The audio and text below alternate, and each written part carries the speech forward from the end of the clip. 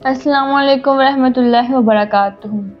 آج ہم ایک ایسے موضوع پر بات کرنے جا رہے ہیں جس میں بہت سے لوگ دلچسپی رکھتے ہیں، اور وہ ہے برج، ذائچہ یا زائوڈک سائن۔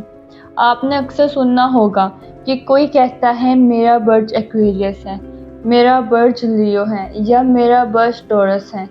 بعض لوگ روزانہ اپنا ہوروسکوپ پڑھتے ہیں، جبکہ کچھ لوگ زندگی کے اہم فیصلے بھی ان چیزوں کی بنیاد پر کرنے لگتے ہیں۔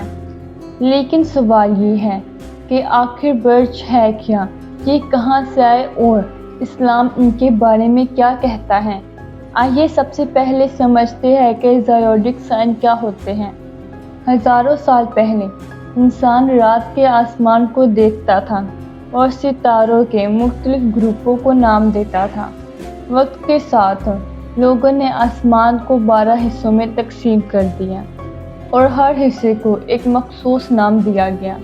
انہی کو زائوڈک سائن یا برج کہا جاتا ہے۔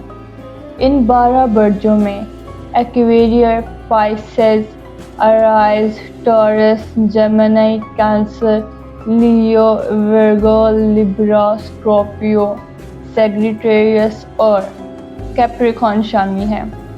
بعد میں کچھ لوگوں نے یہ نظریہ پیش کیا کہ انسان کی پیدائش کے وقت ستاروں اور سیاروں کی پوزیشنز ان کی شخصیت اور مستقبل پر اثر ڈالتی ہیں۔ اس نظریے کو ایسٹرولوجی یعنی علم نجوم کہا جاتا ہے۔ یہاں ایک اہم فرق سمجھنا ضروری ہے، یعنی فلکیات ایک سائنسی علم ہے جس میں ستاروں، سیاروں اور ایسٹرونومی کائنات کا مطالعہ کیا جاتا ہے، جبکہ ایسٹرولوجی یعنی علم نجوم یہ دعویٰ کرتا ہے کہ ستاروں کی پوزیشنز انسان کی قسمت اور مستقبل پر اثر انداز ہوتی ہیں۔ اب سوال پیدا ہوتا ہے کہ اسلام اس بارے میں کیا کہتا ہے؟ اسلام ہمیں یہ سکھاتا ہے کہ غیب کا مکمل علم صرف اللہ تعالیٰ کے پاس ہے۔ انسان مستقبل کو یقینی طور پر نہیں جان سکتا۔ اسلام ستاروں کو اللہ کی نشانیوں میں شامل کرتا ہے۔ قرآن ہمیں کائنات پر غور و فکر کی دعوت دیتا ہے، لیکن اسلام یہ تعلیم نہیں دیتا کہ ستارے ہماری قسمت کا فیصلہ کرتے ہیں یا ہمارا مستقبل بناتے ہیں۔ اسی لیے اگر کوئی شخص یہ عقیدہ رکھے کہ برج اس کی قسمت، رزق، کامیابی یا ناکامی کا فیصلہ کرتے ہیں تو یہ اسلامی تعلیمات کے مطابق درست نہیں ہے۔ البتہ اگر کوئی صرف معلوماتی طور پر یہ جانتا ہے کہ اس کا برج کون سا ہے تو یہ ایک الگ بات ہے۔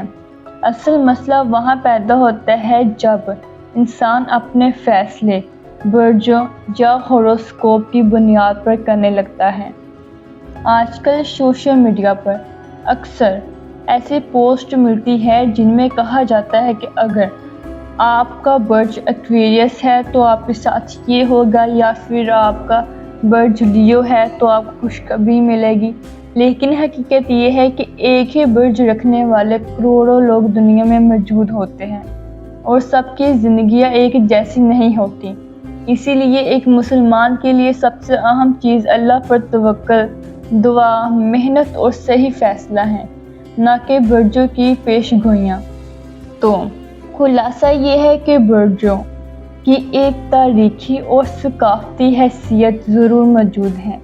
لوگ صدیوں سے ان کے بارے میں بات کرتے آئے ہیں، لیکن اسلام ہمیں یہ سکھاتا ہے کہ مستقبل، قسمت اور غیب کا علم صرف اللہ تعالیٰ کے پاس ہے۔